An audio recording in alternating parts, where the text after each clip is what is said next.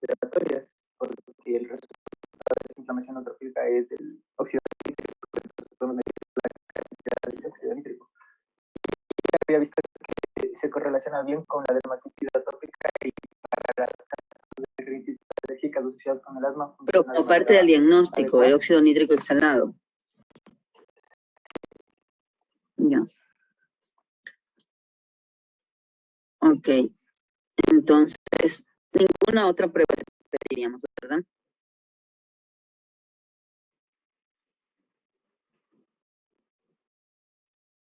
Joel. Podríamos pedir un ataque de senos paranasales, pero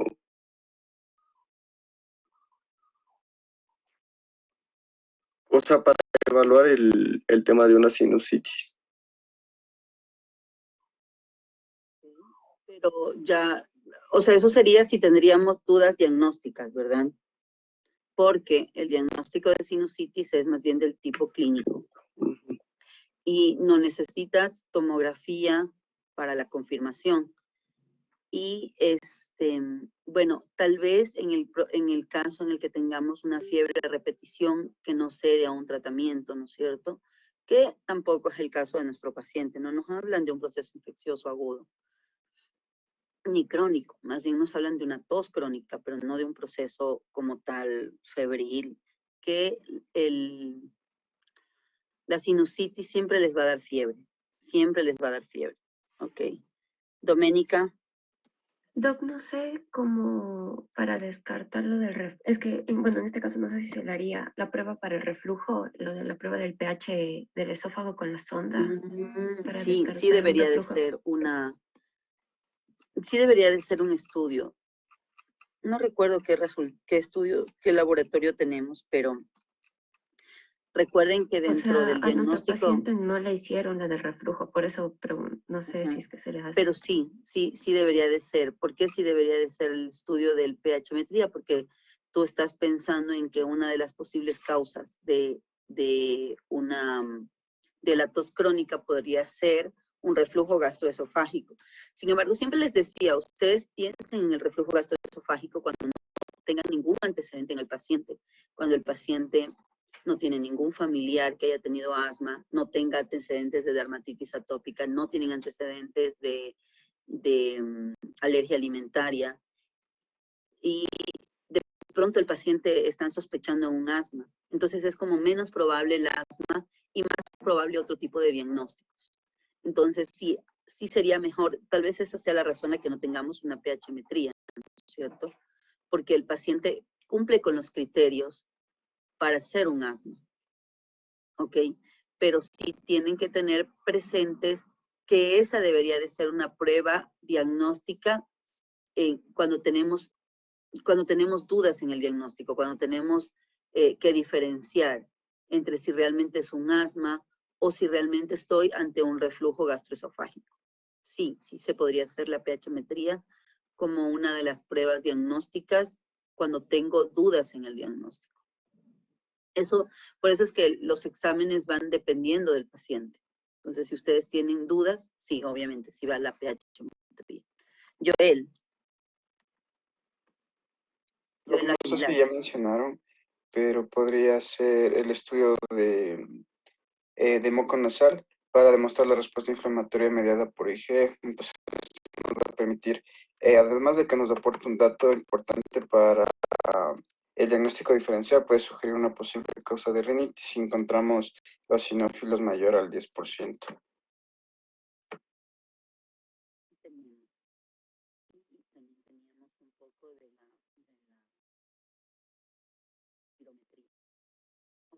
Catherine Hidalgo. Ya, también la radiografía de Cabo, le podemos hacer, digamos, para ver el tejido adenoideo de la faringe y también para ver el tejido de las amígdalas palatinas. Y esto nos ayuda a identificar si es que la vía aérea está amplia o se ha disminuido su amplitud. Y según el resultado, esto nos va a ayudar a descartar una hipertrofia adenoidea.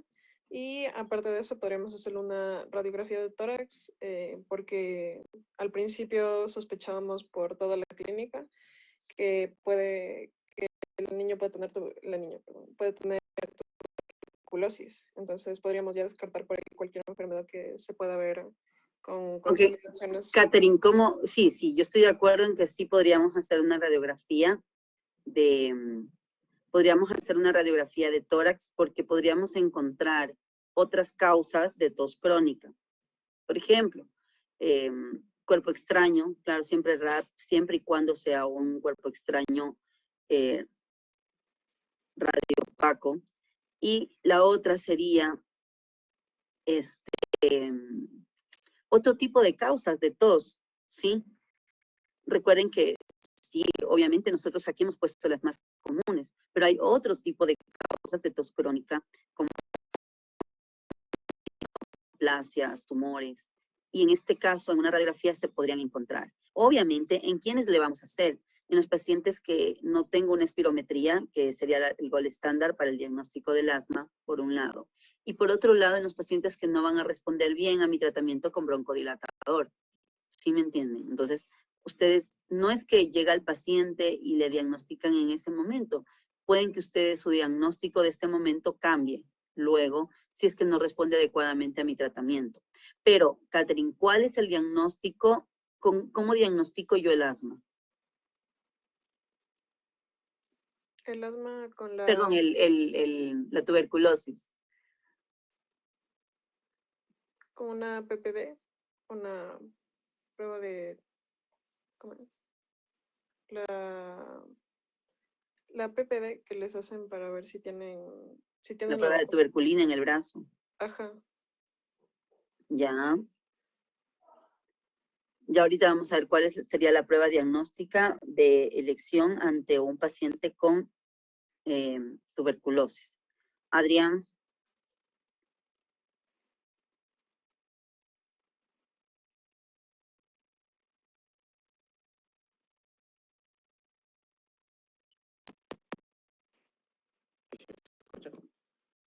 Ya. Decía que Sí. sí dijeron sobre la prueba de broncoprovocación. Me parece que estaba mencionando la prueba de broncodilatación. Bueno, en esta, cuando no es muy concluyente la prueba de broncodilatación, se hace una provocación literalmente de la hiperreactividad bronquial. Entonces puede hacer el ejercicio o agentes directos como la metacolina o histamina, o indirectos como la adenosina monofosfato o el manitol. Y van a ver la caída del porcentaje del FEF con respecto a la basal. Ok. Es una espirometría.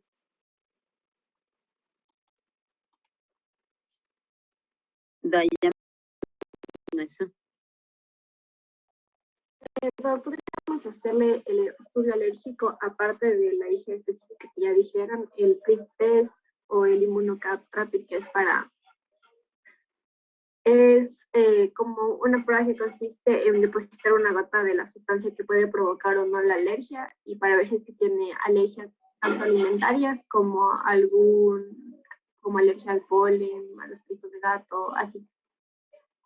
Ya nos dijeron, pero sí está dentro de los exámenes que deberíamos de hacer. Ok. Ariel. Doc, para el caso de la tuberculosis, para el diagnóstico nosotros debíamos basarnos en los hallazgos radiológicos, que era comúnmente el hallazgo de lesión apical en una fase temprana de la enfermedad, debido a que la tuberculosis se encontraba o se ubicaba en los pulmones, en las partes donde había mayor cantidad de oxígeno, que eran las ápices de cada pulmón. Entonces, de esta manera aquí, iba a producir una especie de infiltrado que iba a poder ser evidente en las radiografías. Sí, es una forma del diagnóstico, pero ¿cuál es como el gol estándar? Así como el gol estándar de la asma es la espirometría. ¿Cuál sería el gol estándar del diagnóstico en la tuberculosis?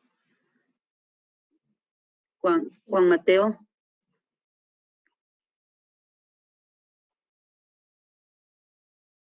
Sí, ese es el diagnóstico, el gol estándar en el diagnóstico de la tuberculosis. El estudio del esputo, y en el esputo hacemos un VAR, ¿sí?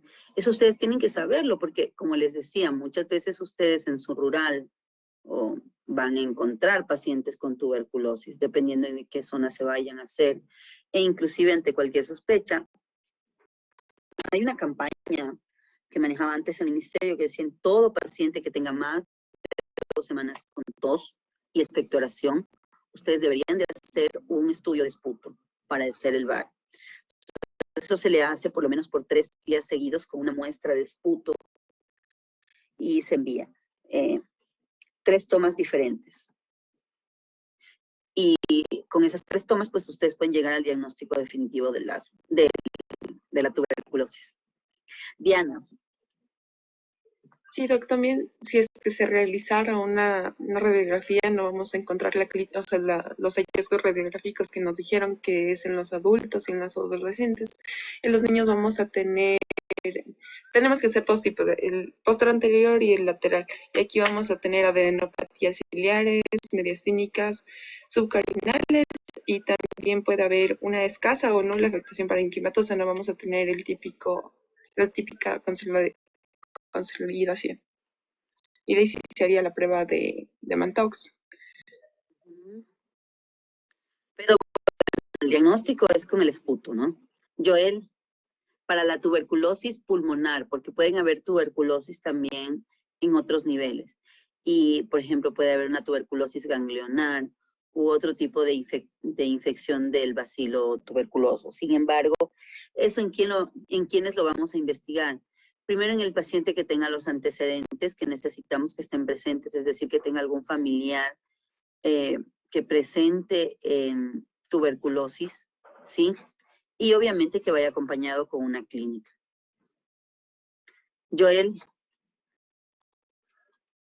También aparte de la vaciloscopía o del VAR, le podemos realizar a pesar que es un poco costoso, una PCR. Y, o sea, el VAR se debe correlacionar con, como dijo Ariel, con el criterio radiológico. En el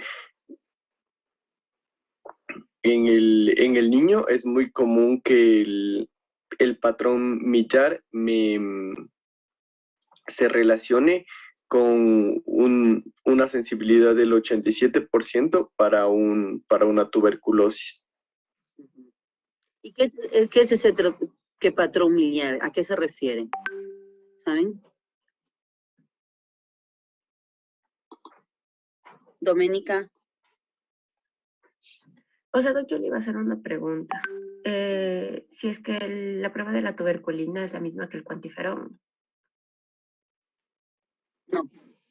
Entonces también se le pudiera hacer un cuantiferón para la tuberculosis. Pero no. Es que están viéndose otras formas de diagnosticar tuberculosis. Pero como les digo, ¿cómo llegamos al diagnóstico de tuberculosis? Con el estudio del esputo. Tuberculosis pulmonar, esputo. Obviamente, si yo tengo positivo el VAR, dentro de todo, yo sí le voy a hacer una radiografía de pulmón, porque necesito saber cómo está, ¿sí? Y puede tener esta infiltración miliar y todo lo demás, y si se puede dar o puede darse en el adulto, al final se produce esta caverna que se puede ver también en el paciente con tuberculosis, que es la que se presenta en la zona apical del pulmón. Pero mi diagnóstico, no se confundan, no busquen otras formas. Su diagnóstico va a ser con el estudio del esputo, VAR en esputo. Ese va a ser la clave del diagnóstico. Y si yo tengo sospechas de tuberculosis en otro nivel, voy a sacar esa secreción y le voy a hacer el estudio del VAR, ¿sí? Todo va a ser con VAR. El VAR es el gol estándar en el diagnóstico. Obviamente luego, nosotros vamos a tener la mayoría positivos la prueba de la tuberculina. ¿Por qué vamos a tener positivos la prueba de la tuberculina? Por la vacuna, Doc. Por la vacuna. La vacuna, Doc. ¿Quiénes no se vacunan? Primer mundo y inmunodeprimidos. Exactamente. Los del primer mundo y los inmunodeprimidos pueden que ellos no tengan su prueba de la tuberculina positiva. Pero pues nosotros la vamos a tener si es que nos han vacunado, que si nos vacunan, vamos a tener la prueba de la tuberculina positiva. Entonces no me sirve como un diagnóstico. Pero el VAR en esputo, ese sí me sirve. Ok. Dani García. Sí, hablando del patrón miliar que dijo, las sombras miliares, pues este de aquí va a ser observado como nódulos pequeños, usualmente de 1 a 3 nanómetros de diámetro en el pulmón, con márgenes definidos, y esto de aquí se va a dar bastante lo que es la tuberculosis, porque se le conoce como tuberculosis miliar, ¿no? Franco. Acotando eso, decir que son signos radiológicos los que nos decía de los patrones biliares, ¿no? Y suelen ser bastante característicos de estas enfermedades. Como lo dijo Dani, son opacidades nodulares que van a tener alrededor de 3 milímetros y se van a ver en la radiografía. ¿Qué va a hacer esto? Van a ser como lo dijo usted, característicos de la tuberculosis en una radiografía.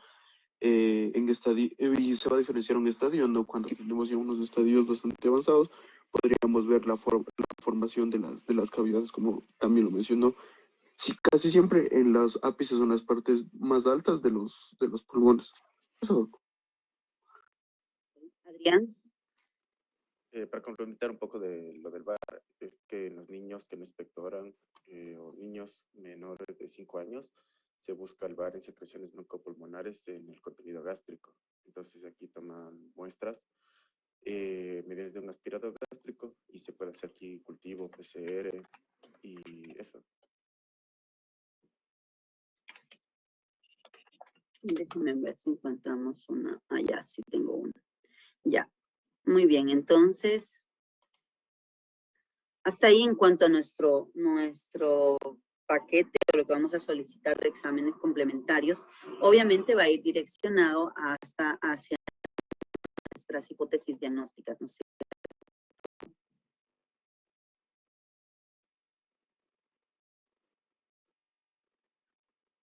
A ver, me preguntan los antivacunas. Bueno, el que no quiera aceptar que las vacunas son las que salvan las vidas de las personas, ahí hay un problema, sí.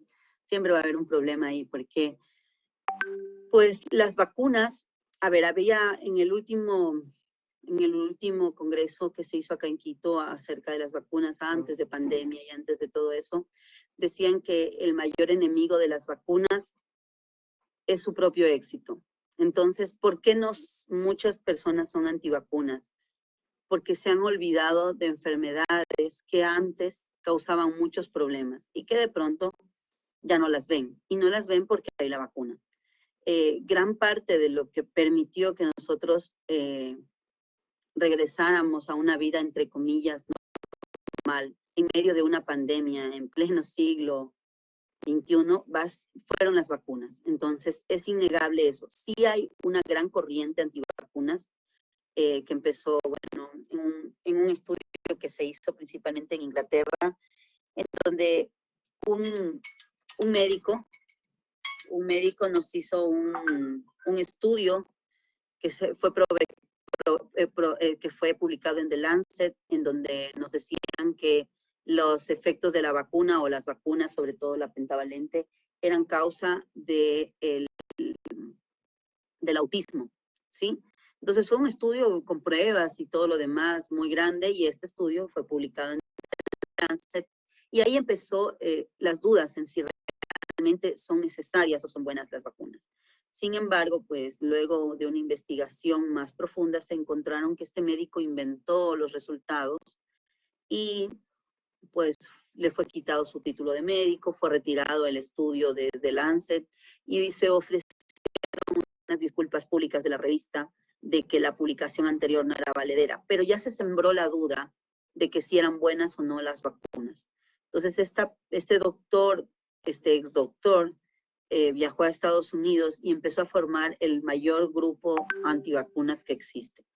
Y hay muchas dudas en cuanto a si las vacunas son buenas o malas. Como todo medicamento, la vacuna tiene sus efectos adversos, los tiene, ¿sí? Pero el principal objetivo de las vacunas es disminuir la mortalidad. La mortalidad era mucho mayor en los niños pequeños antes de las vacunas que lo que es ahora. Entonces eso, pues como médicos nosotros siempre deberíamos de ser pro vacunas, ¿sí? Siempre, siempre. Y los que no, pues tendremos que empezar a hacer un poco de investigación o de estudios sobre eso. Ok, bueno, vamos a ver los resultados de laboratorio, de imagen y de laboratorio que tenemos en nuestro paciente. Déjenme ver. A ver, ¿quién me ayuda viendo lo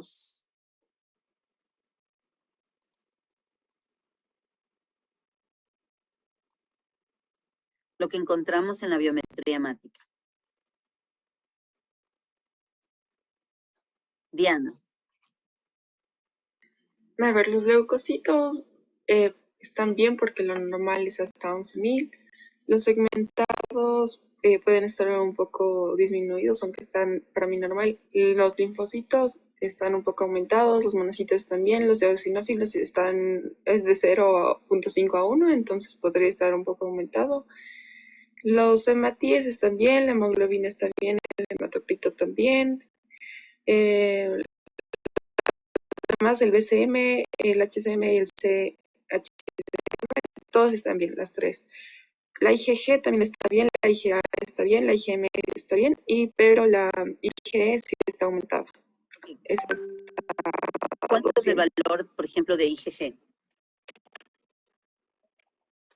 De IgG es de 650 a 1600. De IgA es de 40 a 350, de IgM de 54 a 300 y de IgE hasta 200. 200, y tenemos 228. Uh-huh. Está muy poquito la elevación, ¿no es cierto? No es mucho, pero es la IgE total, como les decía. Ustedes hablaron de una IgE específica. Esa es la que se debería de hacer el estudio, de la IgE específica. La IgE total se puede elevar ante cualquier otra patología. Muy bien, entonces, en efecto, ¿no es cierto? La biometría hemática, estamos con leucocitos normales, aparentemente una leve linfocitosis. Los eosinófilos que esperábamos encontrar elevados, miren que están dentro de los parámetros normales, ¿sí? Porque esto podría subirse hasta un, qué sé yo, 7, 8, 5, 20%. Y sin embargo lo tenemos en 2%.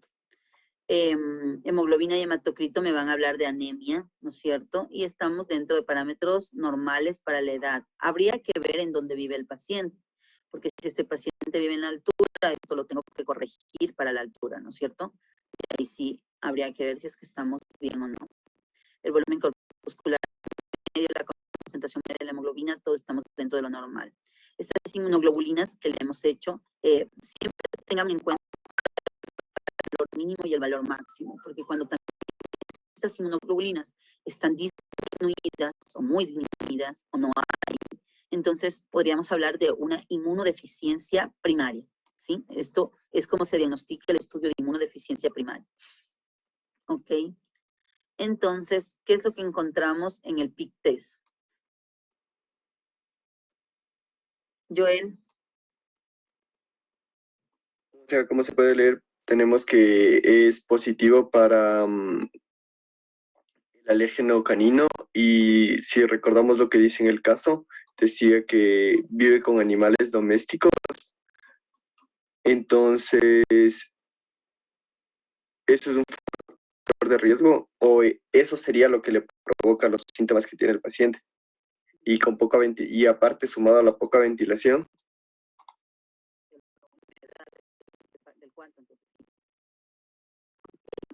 Entonces estamos positivos para alergia, aunque la IgE no es muy elevada, y aunque los eosinófilos tampoco están muy elevados, sí hay aquí un test positivo para alergias.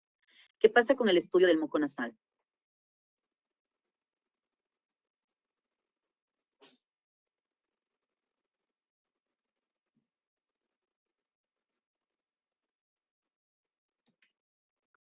Dice que tiene eosinófilos 1%, entonces no sería una rinitis alérgica. O sea, debería estar más, porque hasta el 2% creo que se podía tener eosinófilos, pero como tiene el 1% estaría dentro de los rasgos normales, no sería una reacción alérgica.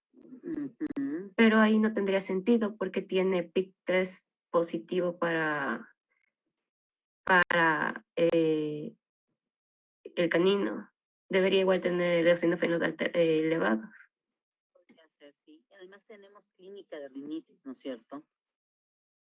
Sí, hay clínica de rinitis alérgica.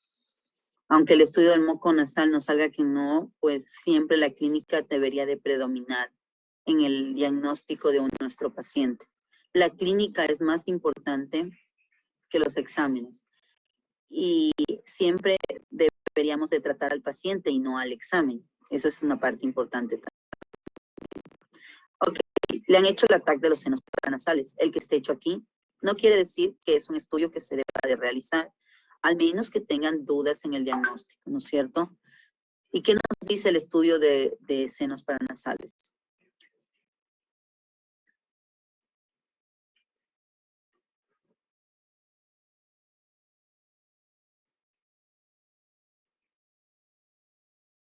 ¿Qué quiere decir este estudio de la tomografía? A ver. Alejandro.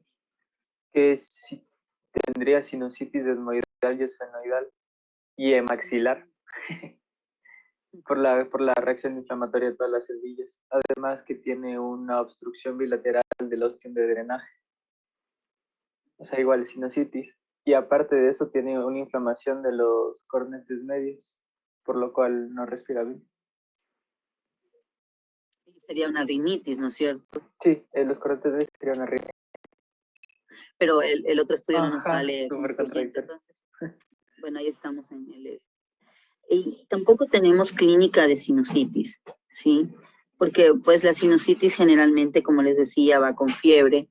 Y en la sinusitis crónica puede que no encuentre mucha fiebre, pero sí encontramos con un paciente que presenta problemas. Generalmente es un paciente que sí persiste la fiebre o que presenta fiebres fiebre que reaparece en el tiempo, ¿sí? Sin una causa específica. Y además la rinorrea, el dolor de cabeza, son otros síntomas característicos en la sinusitis. Claro que eso lo voy a ver en los niños preadolescentes y adolescentes, no en un niño pequeño. Pero sí deberían de reinar otros síntomas en el caso de una sinusitis que no tenemos en nuestro paciente. Ok, le hacen la radiografía del Camun. ¿Qué es lo que encuentran en la radiografía de Camun?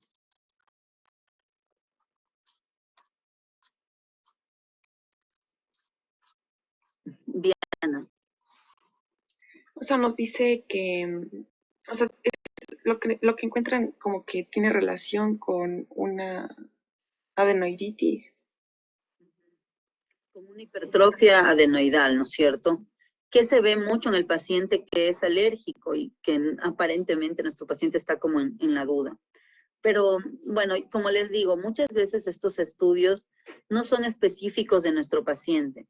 Son estudios para que ustedes vean qué exámenes se deben de pedir y qué es lo que esperan encontrar en los pacientes. No sé si se recuerdan cuando vimos Krupp o cuando vimos neumonía, habían estudios que posiblemente eran innecesarios, o por ejemplo en el de radiografía en el de neumonía vimos infiltrados de todo tipo y eran imposibles que fueran todos de nuestro paciente. Era como una manera de dar ejemplos de muchas imágenes, ¿sí? Y a la final nuestro paciente tenía una neumonía como atípica, pero teníamos muchas imágenes. Por ejemplo, una neumonía redonda, recuerdo, y esa neumonía redonda es característica de una infección bacteriana. Entonces, tomémoslo como así, como que este paciente también nos presenta muchos estudios, como para que sepamos qué es lo que vamos a encontrar alterado en uno y otro paciente, más no que sea específico de nuestro paciente. Hagamos que predomine en nuestro paciente más bien la clínica. Muy bien, ¿qué es lo que encontramos en la espirometría?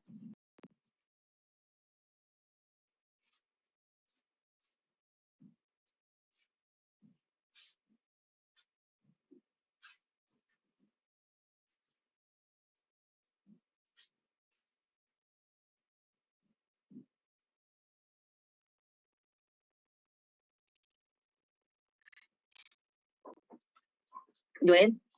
Doc, no sé si podríamos afirmar que en espirometría existe un patrón obstructivo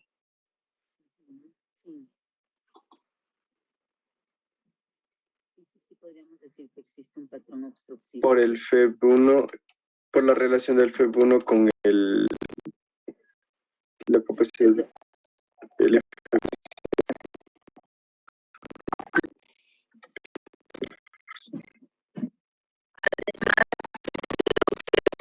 Posiblemente nosotros no realicemos estas espirometrías. Pero ¿qué quiero que ustedes vean? Vean como el paciente aquí tiene una relación, por ejemplo, 75% pre-broncodilatador. Y miren como post-broncodilatador sube a 91%. ¿Sí?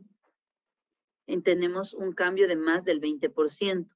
Mientras que en el FEB1 dice que tiene 138% y luego sube a 155%. O sea, en todo caso, en estos pacientes hay una respuesta a un broncodilatador, ¿sí?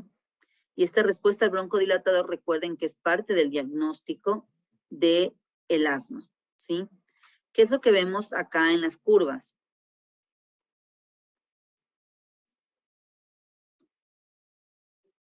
Esto creo que no lo revisamos muy bien, pero ¿se acuerdan que yo les decía, si es que ustedes ven que sube y en el momento de bajar no baja en una línea recta, no baja en una línea recta, sino que hace una concavidad hacia abajo. Esto era el diagnóstico de un patrón obstructivo, ¿ya?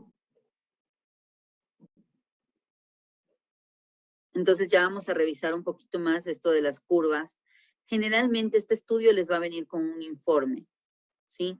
Les va a venir con un informe en donde les va a decir tiene un patrón obstructivo que responde al broncodilatador o tiene un patrón restrictivo en el caso del paciente adulto con EPOC, ¿sí? Que no responde al broncodilatador. Entonces eso les va a ayudar muchísimo en cuanto al diagnóstico. Pero sí, pues necesitamos conocer un poquito acerca de estos patrones. Ok. Entonces, bueno, en base a esto, ¿cuál sería nuestro diagnóstico definitivo?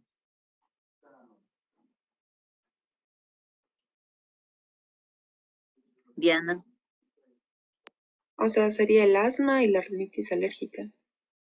El asma y la rinitis alérgica, ajá, esos serían nuestros diagnósticos definitivos. Ya vamos a revisar un poquito más acerca de esta espirometría, pero sí, esos serían como que nuestros diagnósticos, ¿sí? Déjenme ver si les pusimos aquí.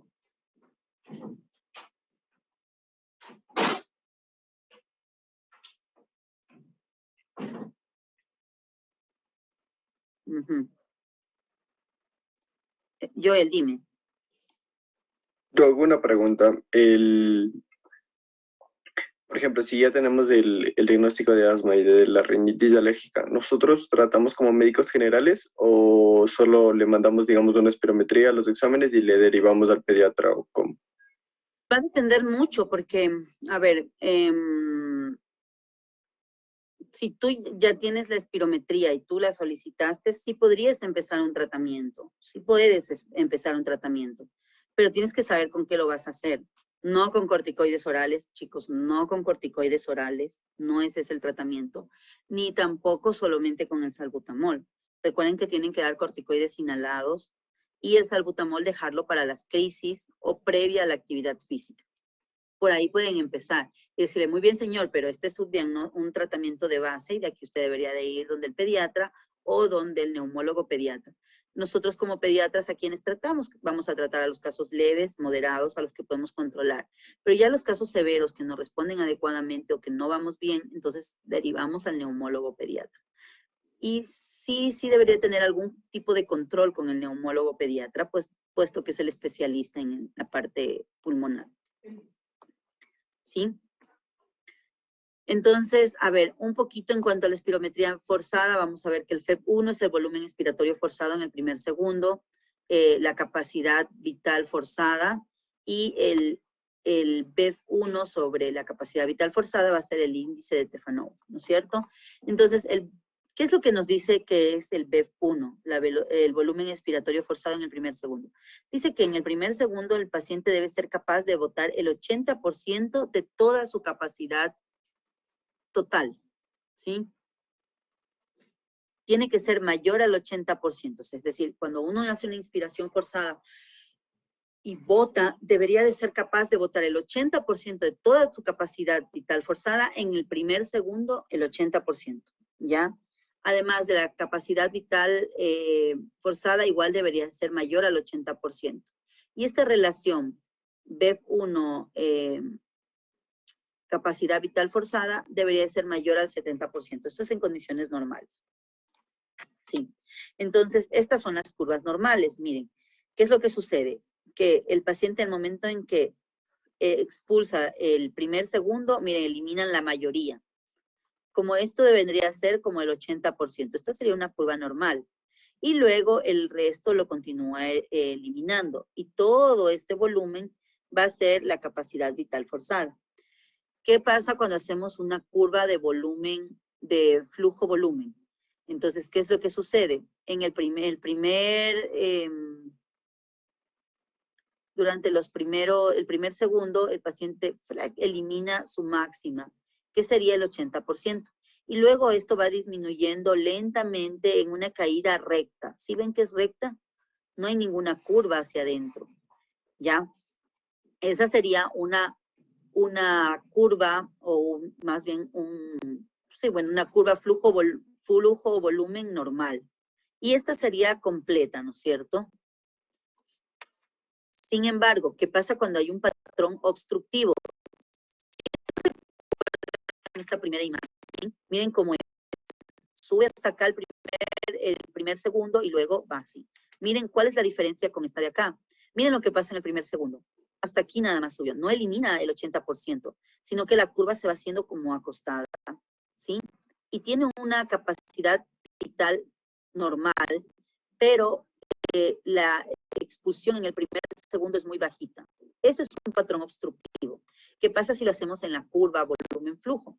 Entonces, en la curva volumen-flujo voy a tener un pico muy rápido y un descenso muy, muy lento. Y si ven cómo se va hacia adentro, como que hace una curva hacia adentro, como que hace una curva hacia adentro del descenso. Ese es un patrón obstructivo. Entonces, miren, esto vamos a ver en un patrón normal. Si ven, en el primer segundo llegó arriba la curva, pero en el patrón obstructivo vamos a ver que llega arriba y va bajando en el leve, en el moderado y en el severo. La concavidad hacia abajo es más pronunciada. Y miren cómo vamos haciendo las curvas también, ¿no? ¿Qué pasa con un patrón restrictivo? En el patrón restrictivo es normal, miren que en el primer segundo eliminó el 80%, pero eliminó el 80% de un volumen muy chiquitito. En cambio aquí sí, la capacidad vital forzada va a estar disminuida. Este es un patrón restrictivo que se evidencia en él. ¿En qué evidenciamos un patrón restrictivo? EPOC. En el EPOC. Entonces, si ven, la curva es normal, pero en miniatura. No se va haciendo más acostadita así, sino que es normal, pero en miniatura. Y acá también es normal, pero en miniatura. ¿Sí? Eso es más o menos. Este es un patrón restrictivo y este sería un patrón obstructivo. En el patrón obstructivo cambia la forma de la curva, ¿sí ven? Ya. Entonces, eso es para que más o menos tengamos presentes en los pacientes con asma en una manera muy gruesa acerca del diagnóstico del asma a partir de la estilometría. Ok. ¿Dudas, preguntas? No. ¿Claros en cuanto al caso? ¿Sí? Muy bien. Entonces, si no hay más dudas, si no hay más preguntas, podríamos empezar a dar la prueba. ¿Sí? Recuerden que tienen que enviarme una presentación pequeña, pero no tan pequeña, si me mandan una diapositiva. Sí, pequeña, pero sí que se explique lo que hemos visto en clases y por lo menos los temas que me interesa que ustedes lean por lo menos una vez cada uno de los temas y que con base a eso puedan hacer un pequeño resumen en la presentación, ¿sí?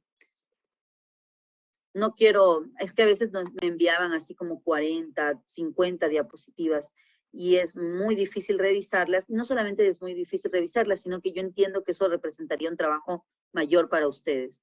Y no es el afán darles un mayor trabajo. El objetivo es que ustedes repasen, estudien. Y cuando uno hace una presentación, uno se hace la idea de que va a presentarlo. Entonces, es más fácil que se les quede grabado cada uno de los temas. Entonces también espero esa presentación, ¿ya? Vamos a, déjenme abrir el Sócrates, que es donde les iba a presentar, era un patrón miliar, ¿cierto? A ver, déjenme ver si es que antes de la prueba les presento el patrón miliar.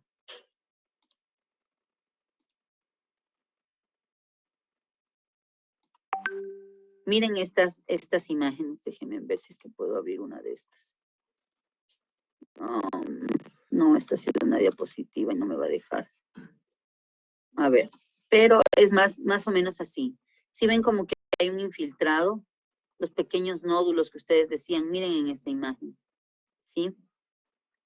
Esa es la característica del patrón miliar que se ve en un paciente con tuberculosis, ¿sí? Acá además de eso hay un infiltrado también. Pero eso es lo que vamos a encontrar en un patrón miliar en un paciente con tuberculosis. Ok, chicos, entonces vamos a ir al Sócrates. Por favor, primero apellidos, luego nombres.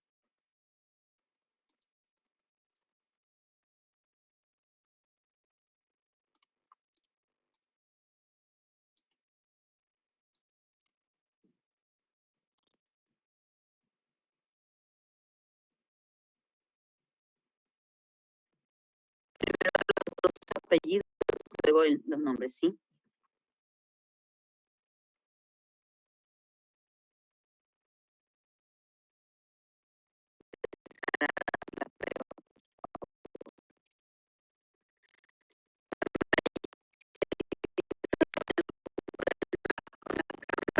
Se dañó, está Ya. Colores raros, no sé, Ya. lo que puedo arreglar.